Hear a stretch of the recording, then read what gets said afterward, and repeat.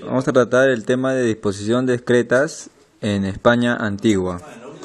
Hoy en día, el tratamiento de las excretas es un tema que se trabaja a nivel mundial. Todo esto por su gran relevancia en la salud y el bienestar tanto del ser humano como del ambiente. En la antigüedad, la idea era distinta a la que concebimos hoy, ya sea por temas religiosos, culturales y supersticiosos. Nuestros ancestros en algunos lugares veían a la suciedad y en particular al excremento de otra forma. España en la época antigua no fue ajena a este contexto. La forma de disposición de excretas es muy distinta a la que se practica hoy, y es en claro que las antiguas formas traían una serie de desventajas que poco a poco se ha cambiado a la que tenemos actualmente. ¿Qué son las excretas? Las excretas, tanto humanas como de animales, representan un gran problema muy serio en la contaminación del agua, el suelo, el aire y los alimentos. ¿Por qué las excretas producen enfermedades? Si la materia fecal no se maneja adecuadamente, producen malos olores, contaminación del medio ambiente y deterioro del paisaje. Además, propician plagas como moscas, zancudos, ratones, cucarachas y gallinazos. Estas plagas se convierten en transmisores de enfermedades infecciosas intestinales y parasitarias, particularmente en la población infantil y en aquellas comunidades de bajos ingresos ubicadas en áreas marginales urbanas y rurales, donde comúnmente no se cuenta con un adecuado abastecimiento de agua. Para evitar la proliferación de plagas y las enfermedades que éstas originan, los seres humanos trabajan en torno al saneamiento básico, entendido como un conjunto de acciones que se realiza para ayudar a cuidar el ambiente. Las disposiciones de las excretas. Es el lugar donde se arrojan las disposiciones humanas con el fin de almacenarlas y aislarlas para así evitar que las bacterias patógenas que contienen puedan causar enfermedades. Ubicarla en un terreno más bajo que el nivel de la fuente de agua y a una distancia no menor de 15 metros de ella.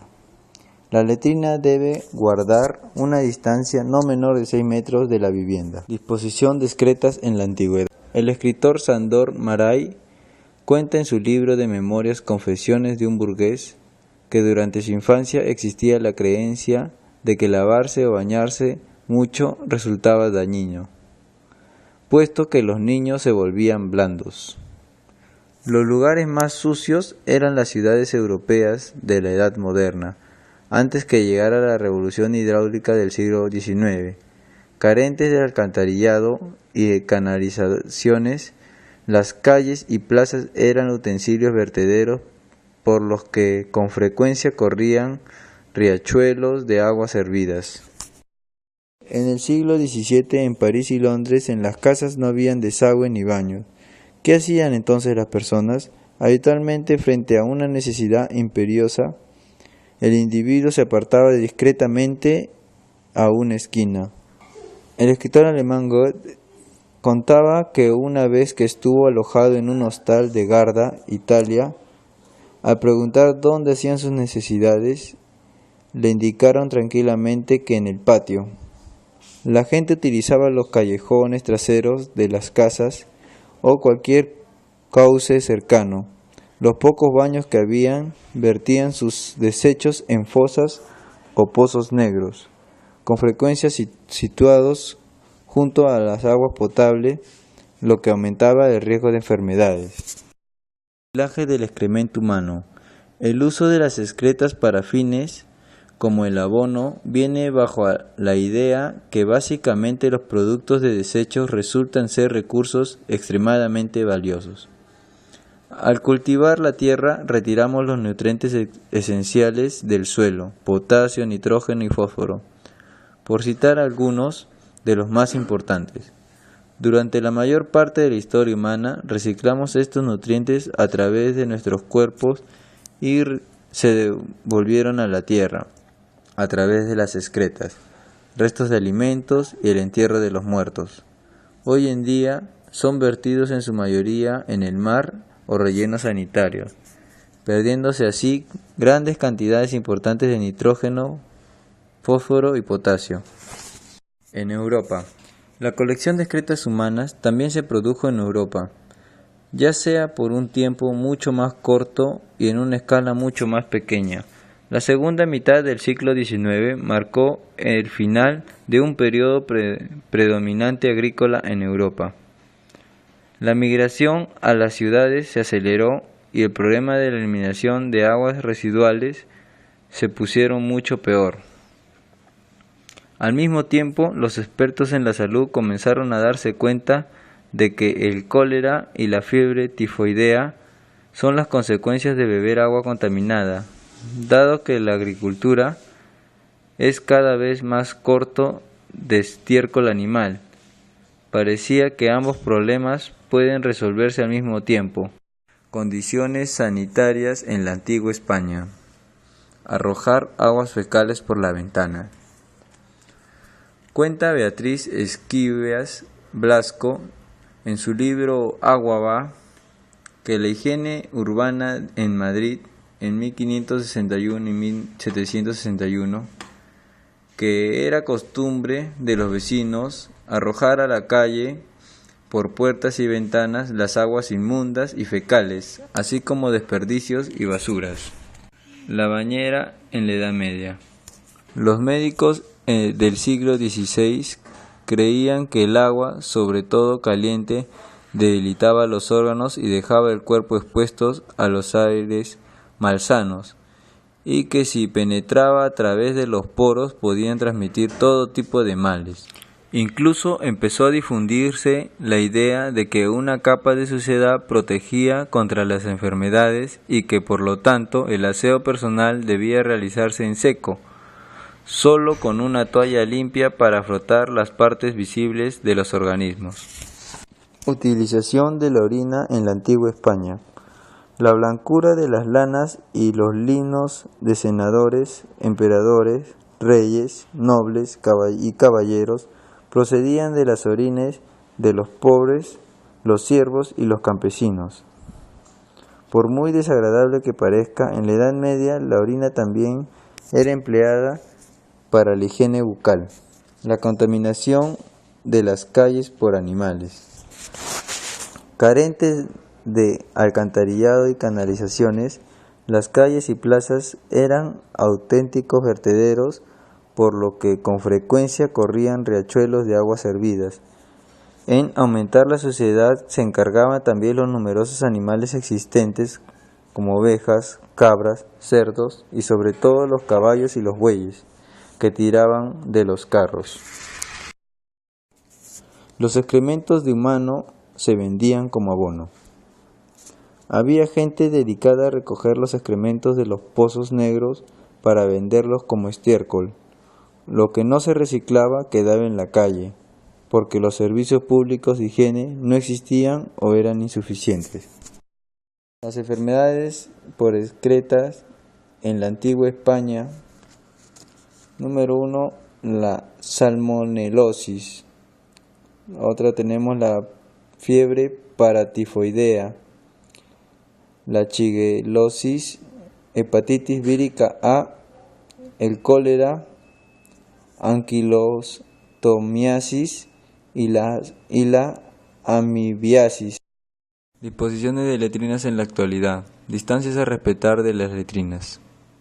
Bueno, ahí como vemos en la imagen, en pozos una distancia de 30 metros a la letrina, en aguas superficiales 30 metros, en la centro de nutrición 30 metros, las instalaciones de lavado de manos puede estar cerca y a no más de 50 metros de las viviendas.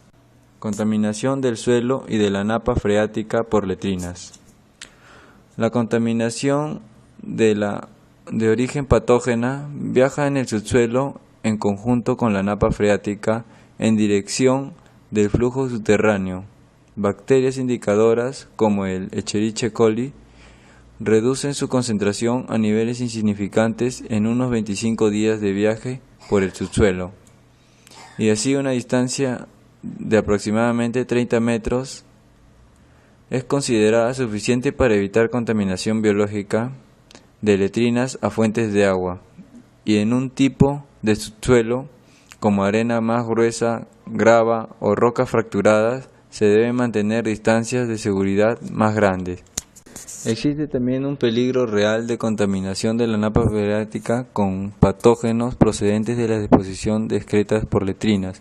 Afortunadamente, muchos tipos de subsuelos funcionan como filtros que, unido a la actividad bacteriana y microbiológica del propio suelo y al paso del tiempo, eliminan la mayor parte de los patógenos antes de que puedan viajar a mucha más distancia de la napa freática. Para que las infiltraciones de una letrina no presenten un peligro para la salud pública, se debe respetar la distancia mínima de 30 metros de una letrina a una fuente de agua subterránea, como le indican las normas anteriores. Tipos de letrinas. Bueno, ahí vemos un campo de defecación, las trincheras, ¿no? Letrinas trincheras, mejor. Los baños químicos prefabricados, ¿no? Los portátiles. Ahí observamos el dibujo, ¿no? Que son unidades prefabricadas en contenedores de plástico que consisten en una instalación completa de un inodoro para sentarse o para acuclillarse, con un tanque hermético debajo que almacena las excretas y que contiene una solución química para su descomposición y reducción de los olores.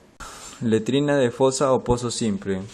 La letrina de fosa o pozo simple, como se observa en la imagen, es normalmente la solución más sencilla, rápida y económica, y el tipo de letrina más conocido en respuestas en emergencias, porque es la solución más común y más utilizada.